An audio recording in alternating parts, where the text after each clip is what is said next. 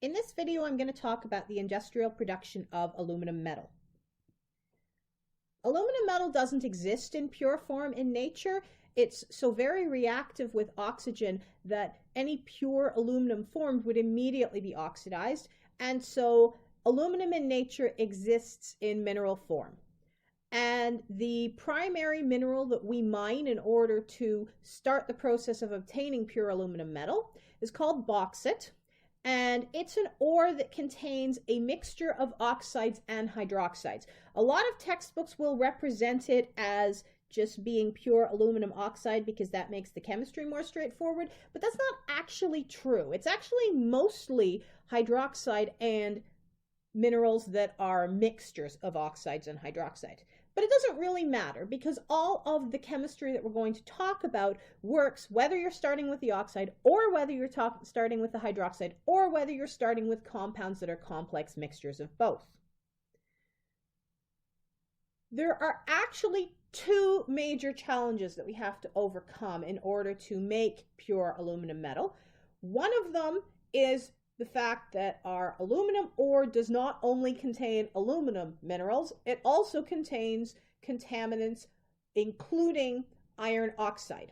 And iron oxide is going to stand in as our representative contaminant, representing all of the other metal oxides that may be mixed in as well. And then, of course, the other challenge that we have to overcome is the fact that we need to reduce our aluminum back from aluminum oxide or aluminum hydroxide or a mixture of the two back to neutral aluminum metal.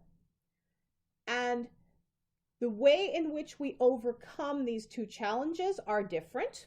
The first challenge we overcome with the application of the acid-base chemistry that we've already seen previously in these notes. The second challenge we overcome using electrolysis. So we'll talk about the first step first, which is the purification of the aluminum materials so that we only have aluminum salts and we no longer have iron and other metal salts mixed in. And so to do that, we take advantage of the fact that aluminum oxide and aluminum hydroxide are amphoteric and very few other metal oxides are. And so what we can do is we can take our mixture and we can dissolve it in aqueous base, and the aluminum salts will all dissolve in the aqueous base and the other metal oxides won't.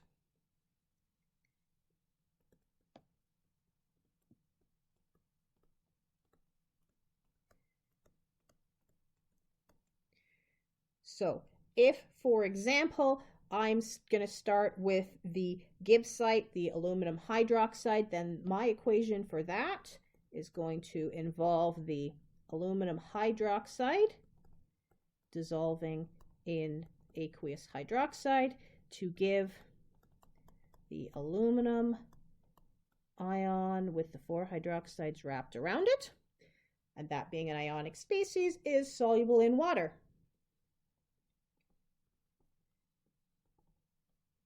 The iron oxides, on the other hand, don't react because iron oxide is not amphoteric. And so then what we have is a mixture of dissolved aluminum salts and solid contaminants. And the way to separate out solid contaminants from a solution is simply to either filter or decant. And so therefore, we can filter out the solid contaminants, and that will leave us with only the dissolved aluminum salts.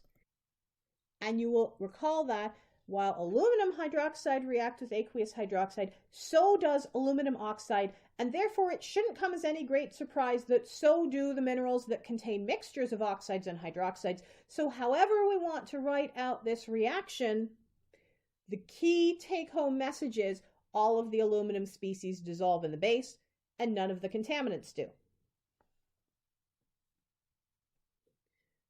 Once we've got all of our contaminants removed, we need to get our aluminum back to a solid water-free form, because we're never going to be able to do electrolysis if there's water around, because all of the electrons would just get added to the water rather than the aluminum salts. So the next thing we have to do is we have to neutralize our solution to convert our aluminum salts back into something that will precipitate out.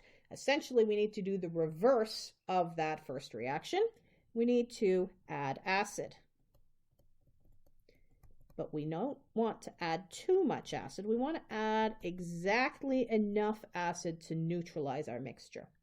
And so that's going to then take our aluminum ion with the 4 hydroxides around it, and we're going to add just enough acid to react in a 1-to-1 ratio and no more, and that will give us back our aluminum hydroxide and our water. So now we have our aluminum in the solid form, but we still have water around, and we have to get rid of water before we can do any electrolysis. And so the third step of our process is going to be to filter out the aluminum hydroxide to get rid of the water we just made there. And so we need to heat it up, and that's going to do 2 things. It's going to evaporate off the water, and it's going to dehydrate the hydroxide to the oxide. And so we're going to start with the aluminum hydroxide and heat it up, and that's going to give us aluminum oxide.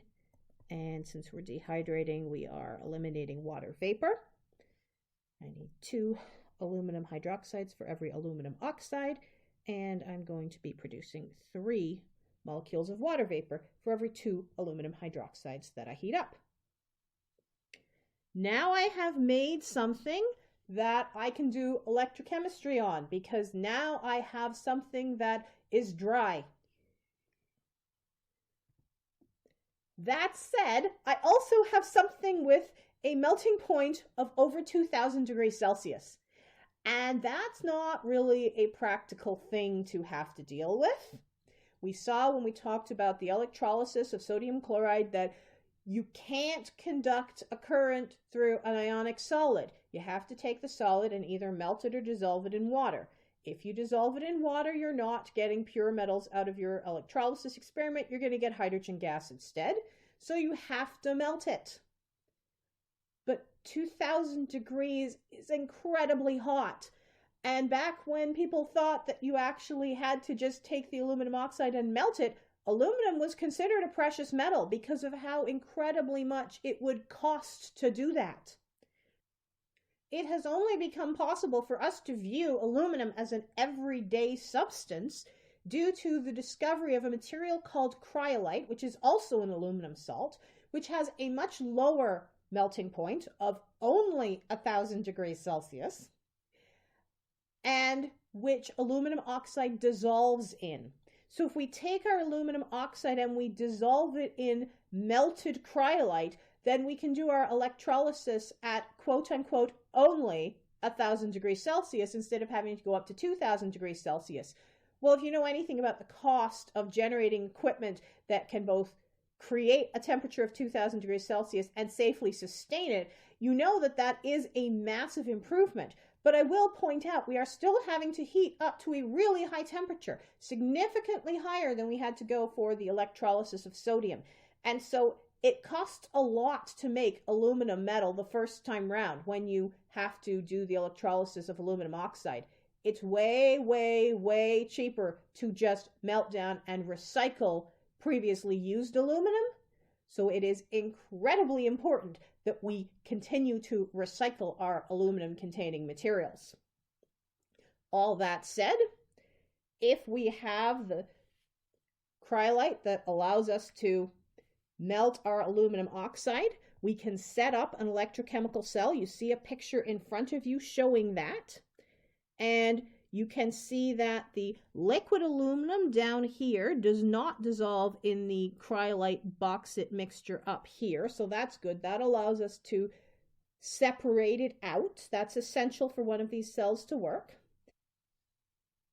And so at the anode, we have the reactions that generate the electrons that the aluminum cations are going to pick up in order to be converted into aluminum metal. And it turns out that the anode material is directly involved in this reaction. We use carbon-based anodes, and the carbon reacts with the oxide ions. And remember, we have melted our aluminum oxide, so Al2O3 liquid can essentially be viewed as aluminum cations that are liquid and oxide ions that are liquid.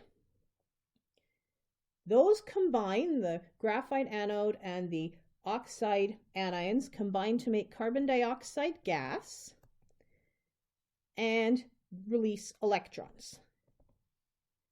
In order to get this to balance out, you need 3 carbon dioxides, 3 graphites, 6 oxides, and you release 12 electrons. Those electrons get picked up by the aluminum cations at the cathode, and so we have our aluminum cations picking up those electrons to give aluminum metal. And we have 3 electrons per aluminum cation, so that means we have 4 aluminum cations reacting with the 12 electrons to give 4 aluminum metal. And when we add all of that together to get the overall process, we get 3 carbon atoms combining with 4 aluminum cations and 6 oxide anions to give 3 carbon dioxide gas and 4 aluminum metal, or if you prefer, 3 carbon combining with 2 aluminum oxides to give 3 carbon dioxide and 4 aluminum. If we are operating at a high enough temperature to melt the cryolite, then we are operating at a high enough temperature that the aluminum metal produced is a liquid. We are operating at an extremely high temperature, and we are releasing carbon dioxide, which is a greenhouse gas. So, as I mentioned earlier, this process, not as environmentally friendly as recycling, but obviously necessary to generate the aluminum metal for the first go-around.